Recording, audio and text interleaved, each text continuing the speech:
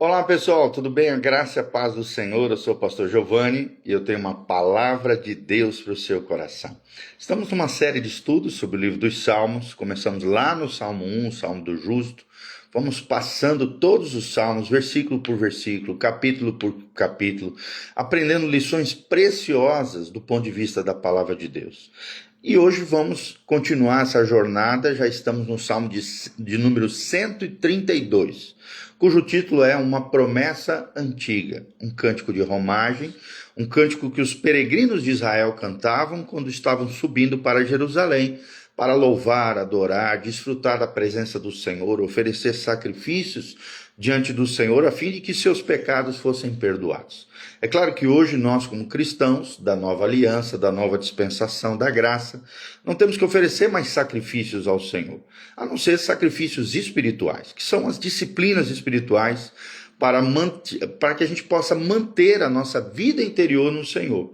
Mas sacrifícios de animais já não é necessário, porque o sacrifício de Jesus é todo suficiente, foi feito de uma vez por todas no altar da cruz e é sempre eterno. Não é necessário mais sacrifícios humanos, sacrifícios de animais, sacrifícios de sangue, já não é necessário mais isso, porque Jesus já morreu na cruz por nós, derramou seu sangue precioso de uma vez por todas, tá bom? Então, vamos aprender com esses cânticos de romagem, vamos aprender com esse Salmo 132, Deus tem algo especial para ministrar no seu coração. A Bíblia diz: lembra-te, Senhor, a favor de Davi, de todas as suas provações, de como jurou ao Senhor e fez votos ao poderoso de Jacó. Não entrarei na tenda em que moro, nem subirei ao leito em que repouso. Não darei sono aos meus olhos, nem repouso às minhas pálpebras, até que eu encontre lugar para o Senhor, uma morada para o poderoso de Jacó. Ouvimos dizer que a arca se achava em Efrata, e a encontramos no campo de Jaar. Entremos na sua morada, adoremos ante o estrado dos seus pés. Levanta-te, Senhor, entra no lugar do teu repouso, tu e a arca da tua fortaleza. Vistam-se de justiça os teus sacerdotes, exultem os teus fiéis. Por amor de Davi, teu servo, não desprezes o rosto do teu ungido. O Senhor jurou a Davi com firme juramento, e dele não se apartará. Um rebento da tua carne farei subir para o teu trono. Se os teus filhos guardarem a minha aliança e o testemunho que eu lhes ensinar, também os seus filhos se assentarão para sempre no teu trono. Pois o Senhor escolheu a Sião, preferiu-a por sua morada. Este é para sempre o lugar do meu repouso. Aqui habitarei, pois o preferi. Abençoarei com abundância o seu mantimento, e de pão fartarei os seus pobres. Vestirei de salvação os seus sacerdotes, e de júbilo exultarão os seus fiéis. Ali farei brotar a força de Davi, preparei uma lâmpada para o meu ungido, cobrirei de vexame os seus inimigos, mas sobre ele florescerá a sua coroa. São 18 versículos do Salmo 132. Que lições nós podemos extrair desse salmo? Que princípios espirituais, ensinamentos preciosos nós podemos aprender através do Salmo 132? Esse é o primeiro salmo da quinta e última trilogia dos cânticos de romagem. É o mais longo salmo de romagem e pode ser considerado um texto paralelo ao Salmo 89. Embora aqui muito mais otimista do que aquele.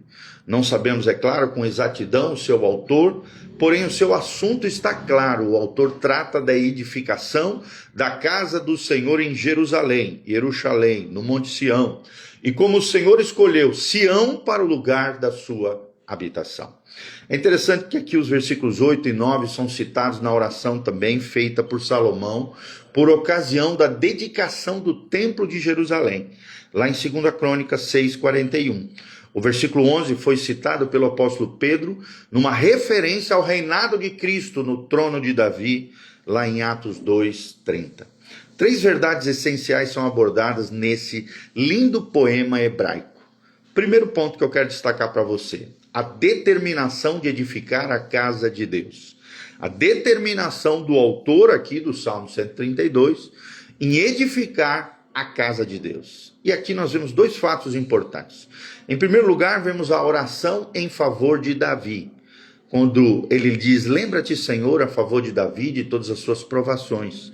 Ou seja, o Senhor imutável jamais se esquecerá de seus servos. Todavia, mesmo aquilo que ele assegura que vai fazer, deve ser ainda um motivo de oração. Mesmo quando temos projetos santos no coração e andamos na luz, passamos por várias provações. Num segundo momento, vemos o voto de Davi, do versículo 2 ao versículo 5. O autor aqui registra esse texto lindo e aqui vemos expressando a sua resolução de edificar uma casa para Deus, na forma de um voto solene, selado com juramento, em linguagem hiperbólica. Davi afirma encontrar um lugar para a morada do Todo-Poderoso de Jacó, e essa seria a sua prioridade número 1, pois ele tinha zelo pela honra de Deus. Nessa casa, a Arca da Aliança, símbolo da presença de Deus, seria fixada, e ali seria o lugar de adoração e comunhão. Então é muito lindo isso. Um segundo momento, segundo ponto que nós queremos trazer para você é a dedicação da casa de Deus. Do versículo 6 ao versículo 12, vemos a dedicação da casa de Deus. E 6 verdades aqui são mencionadas. Em primeiro lugar, vemos a arca encontrada. A arca havia passado por vários lugares antes de Salomão, no versículo 6. Aqui, antes de Salomão colocá-la no templo do Senhor, em 2 Crônicas 5. Foi adiante dos filhos de Israel no deserto, foi à frente deles quando atravessaram o Jordão, rumo à terra prometida, passou por Betel, por Mispa, por Siló, foi sequestrada pelos filisteus, perambulou por território gentílico e agora estava parada em Kiriat Jearim. Davi então institui uma verdadeira busca pela arca, fazendo uma verdadeira missão para resgatá-la e encontrá-la. No segundo momento, vemos o convite ao culto, no versículo 7. Spurgeon diz com razão que a casa terrena mais bem arrumada não será mais do que o escabelo dos pés de um rei tão grande, o nosso Senhor. A sua arca somente pode revelar a glória dos seus pés. E essa adoração era feita diante da arca, visto que o trono de Deus estava acima dela. Num terceiro momento, nós vemos o ato de convocação, no versículo 8. A localização da arca era a habitação de Deus, no versículo 7, e o lugar de descanso de Deus. No versículo 8, o salmista então invoca o Senhor, convida-o a entrar no lugar do seu repouso. E nós sabemos que seria inútil que a arca fosse estabelecida se o Senhor não continuasse com ela e perpetuasse ali o seu brilho, o brilho da sua glória entre os querubins. A menos que o Senhor repouse conosco, não há repouso para nós. A menos que a arca da sua força habite conosco, nós mesmos não teremos forças por nós mesmos. Num quarto momento, vemos as vestes dos adoradores, no versículo 9. As vestes mais resplandecentes dos salvos é um santo caráter, um caráter santo, santificado, separado para o Senhor. A santidade e a felicidade andam juntas, portanto, onde uma é encontrada, a outra nunca estará longe. Felicidade e santidade. Santidade e felicidade diante do Senhor.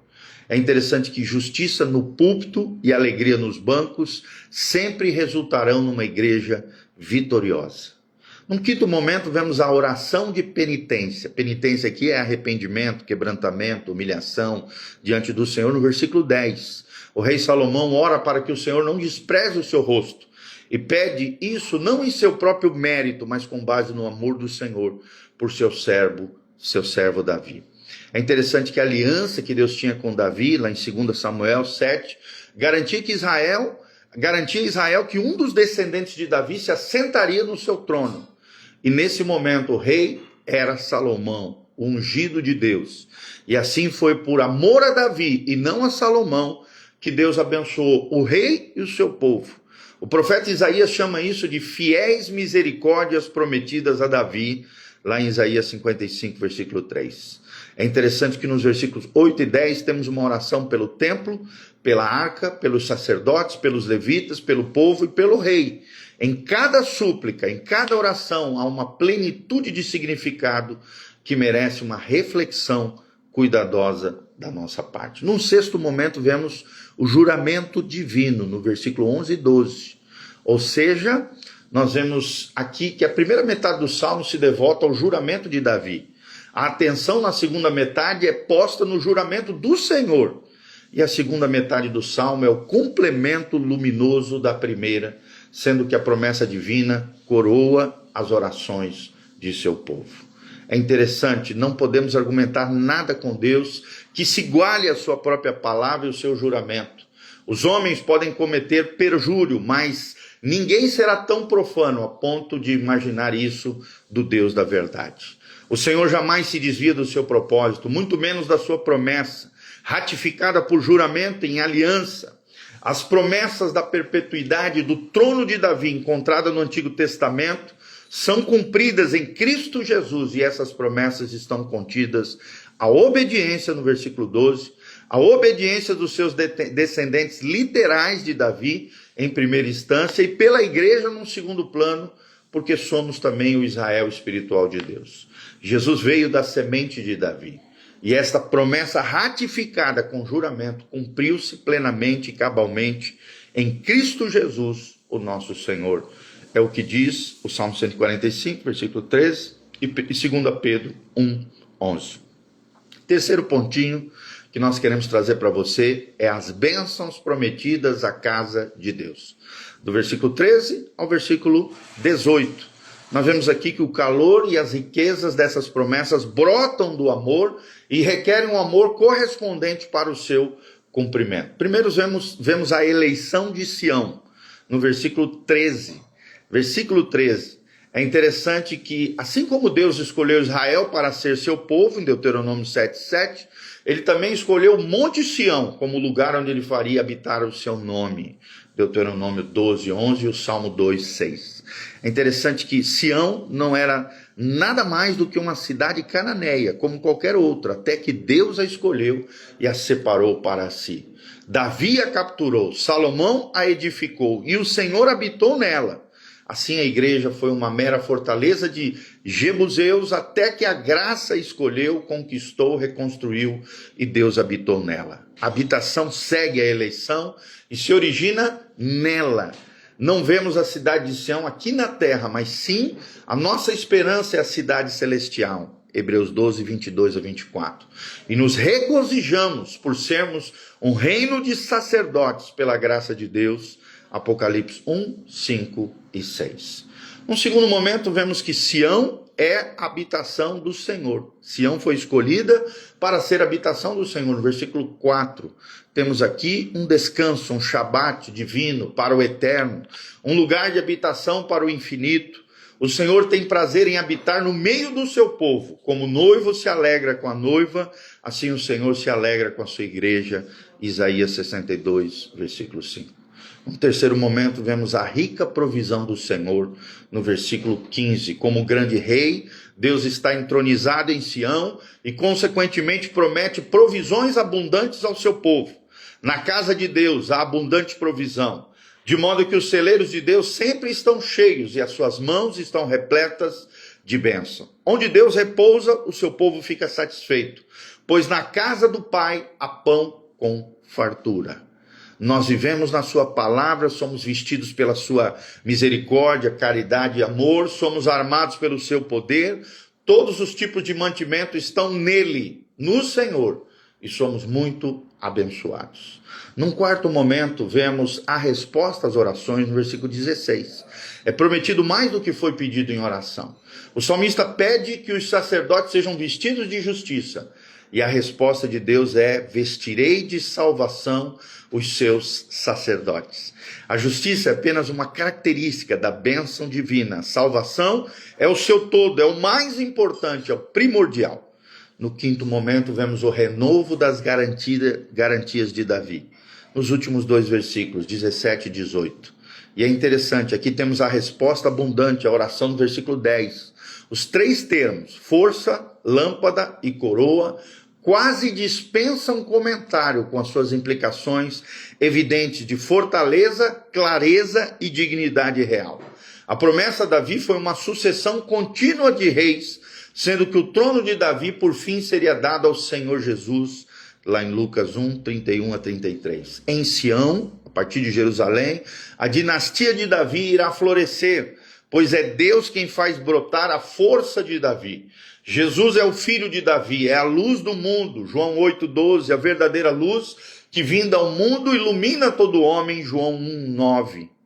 Seus inimigos serão vestidos de confusão, serão completamente derrotados, incapazes de esconder a sua vergonha, mas a coroa de Davi brilhará para sempre. O seu reino, na pessoa de Jesus, não falhará e as suas glórias imperiais jamais desaparecerão. O que começou com provações e resoluções inflexíveis nesse salmo, termina com a glória, que é o alvo e o resultado apropriado daquelas. A vitória e a radiante glória do rei prometido a Israel. Yeshua HaMashiach, Yeshua ben Yosef, Jesus, o filho de José, Jesus, o ungido de Deus, o rei prometido, descendente de Davi, que governará a partir de Sião todo o universo criado pelo nosso Deus. Amém?